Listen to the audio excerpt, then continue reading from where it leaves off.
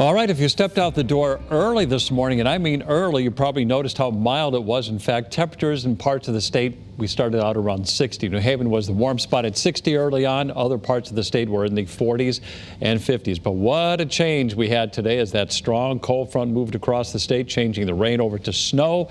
And in some parts of the state, we did have a coating of snow. Jeff in Staffordville sent in this photo showing the snow covering his car. All right, the snow is gone. You could see that on early warning pinpoint Doppler. Now the story is the cold, record cold. So the record in existence for tomorrow, the 13th of November, is 18 degrees for the Hartford area. That was set in 2001. Bridgeport's record is 23 in 1986. Now Thursday morning, the 14th, if we stay clear all tomorrow night long, we're going to see a record lows as well. 15 is the record low for the Hartford area, set in 1986, and the record for Bridgeport, 20, also set in 1986. So I think at least a couple of those records are going to fall. And the other story is the wind. So tomorrow morning at the bus stop, this is what the kids will be facing: wind chills of 0 to 10 above. It's going to ease up a little bit by around lunchtime with wind chills mostly in the teens, but that's still mighty, mighty cold. Okay, right now we do have some partial clearing over Hartford. All the precipitation is gone. There's our iCam over Waterbury, where things are, well, quiet, but they're certainly turning colder. And there's our iCam in New Haven, where we are getting some breaks in the clouds at the moment. Temperature-wise, we're solidly in the 20s in western Connecticut now. It's 30 in Hartford, 31 degrees in Groton, and New Haven is the only spot above freezing at the moment with the current temperature of 34. But factor in the wind, and the wind chill in Salisbury is 8. It feels like 14 in Waterbury, and it feels like 17 degrees in Willimantic. And as I said, they're going to go even lower as the night wears on. So the cold air is coming in on that northwesterly flow. Binghamton right now is 17 degrees, and we're going to see temperatures in the teens in many parts of the state come tomorrow morning. So the snow is gone. We got clearing moving in from the west. And Futurecast shows that we'll have mainly clear skies tonight. The wind is going to continue to bring in that cold air, and tomorrow is shaping up to be a bright day with mostly sunny skies, but temperatures are going to be 20 to 25 degrees colder than normal. The normal high for tomorrow is 53, and then as we go into a Thursday morning, we might see an increase in cloud cover, and that will play a role in whether we hit record lows or not early Thursday morning. And then more clouds move in, maybe a couple of rain or snow showers around as we go into a late Thursday and Thursday night. So lows tonight, we're going for records. Temperatures in the teens and lower 20s, records both not only for the Hartford area but for Bridgeport too, and highs tomorrow, which you would normally expect in January, with highs ranging from the 20s in the Northwest Hills to the mid-30s along the I-95 corridor. So again, we could have record cold tomorrow night, Thursday, a high near 40, and Friday we should do even better, a high near 50. But another shot of cold air arrives Saturday. Temperatures may stay in the 30s. And for Sunday, Monday, and Tuesday, well, our weather all depends on a coastal storm. There is a chance we could see some rain on Sunday, but for now we're keeping it dry with highs in the 40s. For the shoreline tomorrow, a windy, cold day with a high of only 34. Oh boy. All right. Thank you, Bruce. Now, all new tonight, Amazon is getting ready to take its grocery game to the next level. The online giant is preparing to open its first grocery store, but it will not be a Whole Foods, which the company bought back in 2017. The first store will open in Los Angeles, with more popping up across the country soon after. Amazon did not reveal the name just yet. The news comes about 8 months after the Wall Street Journal reported that Amazon was negotiating to open supermarkets in a number of cities. JetBlue is taking notes from other low-budget airlines. The company is rolling out cheaper ticket options called Blue Basic. Of course, there is a catch. You cannot choose your seat. You'll also be the last one to board the flight, and you're not allowed to change or cancel your flight. JetBlue says not all flights will offer these cheaper tickets. It'll depend on travel dates and demand.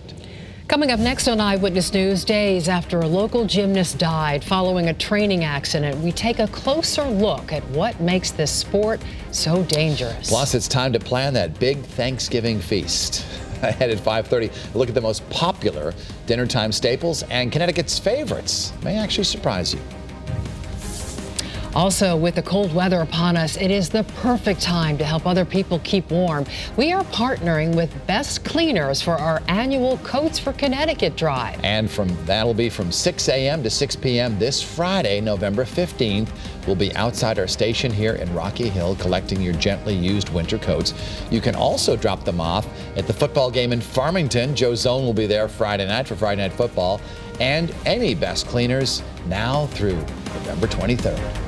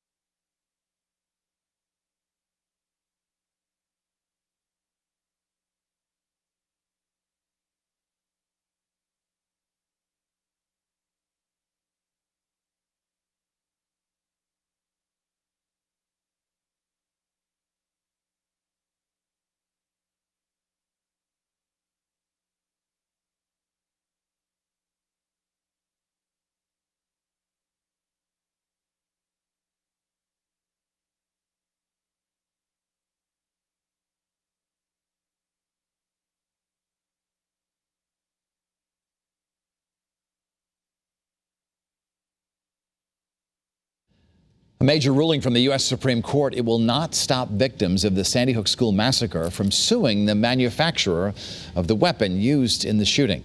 Remington Arms argued it was protected by a federal law preventing lawsuits against gun manufacturers when their products are used in a crime. The lawsuit says Remington should have never sold a weapon as dangerous as its Bushmaster AR-15 style rifle. Now, the ruling could open the door to other victims and families of gun violence to sue gun manufacturers as well. Governor Lamont released this statement today on the ruling, saying, quote, "Today may not bring full closure for those impacted, but it is a step toward progress in their fight for justice." Now to the aftermath of Campaign 2019. In less than 2 hours, the city of Middletown will swear in its new mayor. Political newcomer Ben Florsheim defeated Sebastian Giuliano in the election a week ago. The 27-year-old Wesleyan graduate will be inaugurated at 7 o'clock at Middletown High School, the auditorium there. Mayor Dan Drew decided not to run for re-election and will instead work in the private sector. Still ahead, cities and towns across Connecticut at risk of ransomware attacks. Ahead at 5:30, the I-Team asks some tough questions about who is protecting our personal information from hackers. All right, the coldest air of the season is pouring into the state, but on a positive note, we did have a pretty sunset in parts of Connecticut. Steve Franklin sent in this picture from South Glastonbury, where we had some gorgeous colors in the sky right around sunset time. Now, tomorrow, we're going to see a lot of sunshine, but we start out the day with record cold, 17, a high of only in the low 30s during the afternoon. Despite abundant sunshine in the shoreline, we'll start out with record cold, 21, reaching about 30 to 35 before the day is over. Feeling much more like January. Mark, we'll let you know when we could expect a brief break from this cold weather coming up in the next half hour on Eyewitness News at 5:30.